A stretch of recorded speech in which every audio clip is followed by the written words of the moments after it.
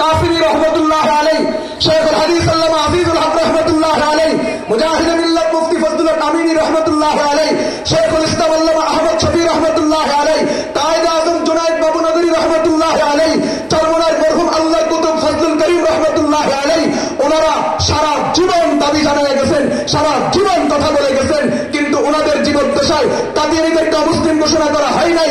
বর্তমানে উলামায়ে কেরাম যারা আছেন তারাও একই দাবি জানিয়ে যাচ্ছেন।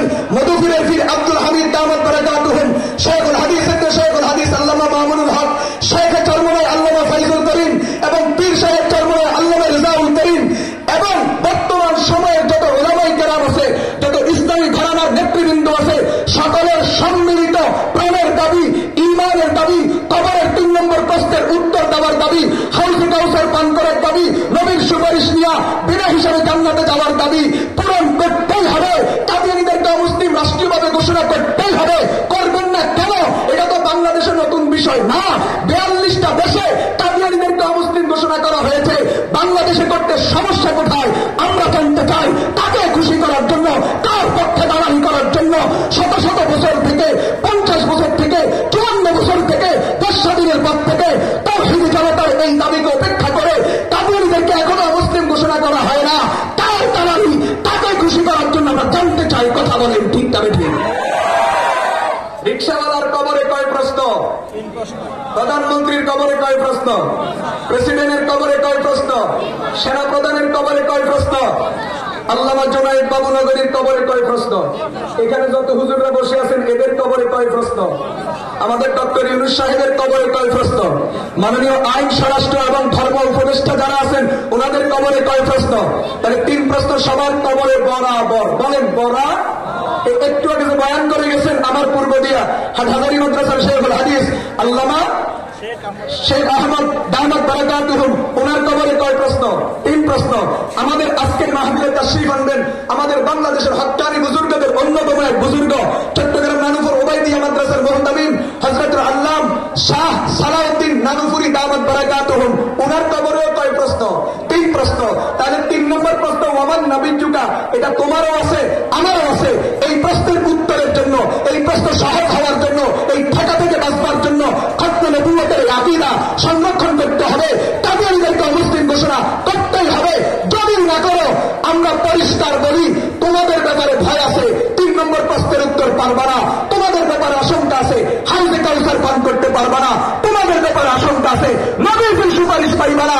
যদি প্রয়োজন মনে করো তাড়াতাড়ি ঘোষণা করো। কথা বলেন ঠিক না ঠিক? এখানে একটা এই শিকল কথা কইতামনি, এই দাবি তো 54 বছর, কত বছর অতীতের সরকার পূরণ করে না। কিলে করবে? কারণ হেতাগত ভোট নিয়ে ক্ষমতায় আসার চিন্তা আছে। চিন্তা করে এই দেশের লাখ লাখ কাদিয়ানী আছে, যদি আমরা এদেরকে অমুসলিম ঘোষণা করি এরা আমাদেরকে ভোট দিবে না, ভোট দিবি বিরোধী দল। কথা কয় না?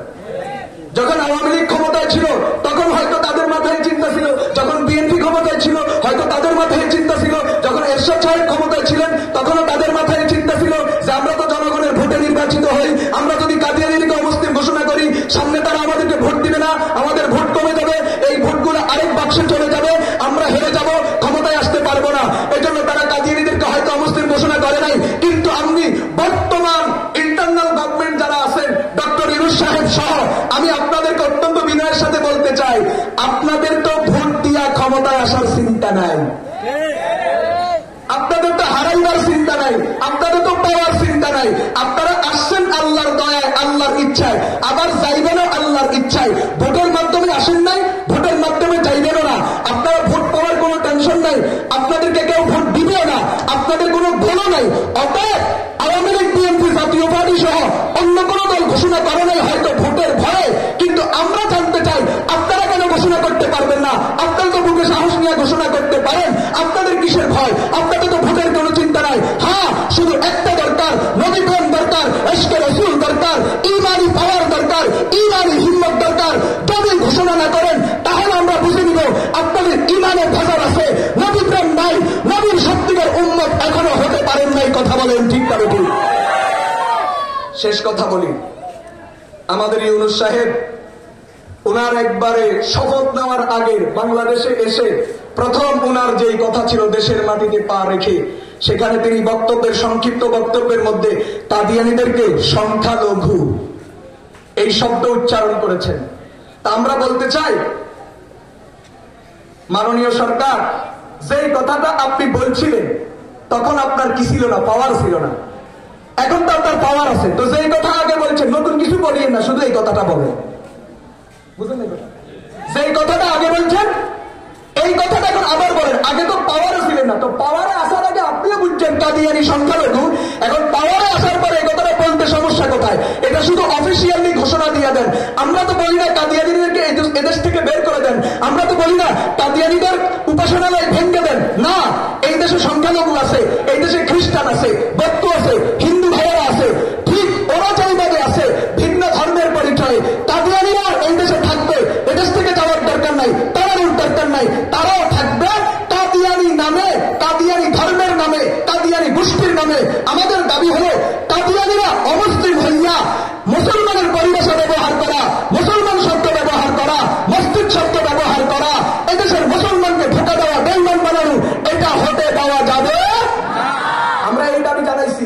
প্রিয় ভাইয়েরা আমার, একটা কথা বলি, যদি এই সরকারও যদি কাদিয়ানীদেরকে ঘোষণা অমুসলিম না করে, এটা একটা পরিষ্কার কথা, কাদিয়ানীদেরকে অমুসলিম ঘোষণা করলেও কাফের, না করলেও কাফের, এ সরকার করলে কাফের, না করলেও কাফের, আমরা দাবি জানাইলেও কাফের, না জানাইলেও কাফের। এটা একটা স্বতঃসিদ্ধ কথা। এই সিদ্ধান্ত কোনো সরকার দেওয়ার প্রয়োজন হয় না, এটা আল্লাহ তাআলার কুদরতি সিদ্ধান্ত।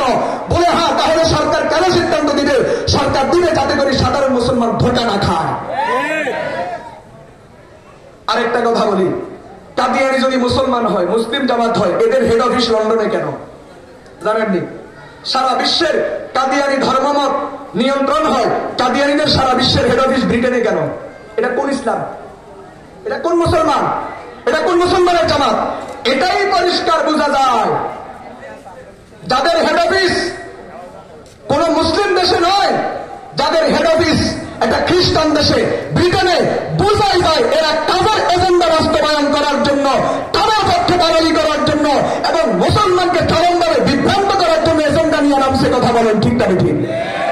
আল্লাহ তাআলা আমাদের সকলকে খতমে নবুয়তের এই দাবির সাথে একাত্মতা ঘোষণা করার, মুহাম্মদ আরবি সাল্লাল্লাহু আলাইহি ওয়াসাল্লামের শান মান হেফাজতের আন্দোলনে ভূমিকা রাখার এবং কাদিয়ানীদেরকে সংখ্যালঘু ঘোষণা করার এই দাবির সাথে সর্বোচ্চভাবে একাত্মতা রেখে একমত ঘোষণা করে জান মাল যা ব্যয় করা দরকার সবকিছু ব্যয় করে এই লক্ষ্যমানে পৌঁছা পর্যন্ত আল্লাহ তাআলা আমাদের সকলকে মাঠে থাকার, কথা বলার, ভূমিকা রাখার, পয়সা খরচ করার, যা যা করার তৌফিক দান করুন।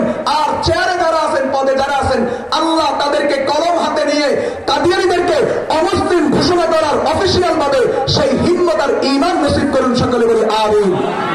ওয়া আখিরু দাওয়ানা আলহামদুলিল্লাহ।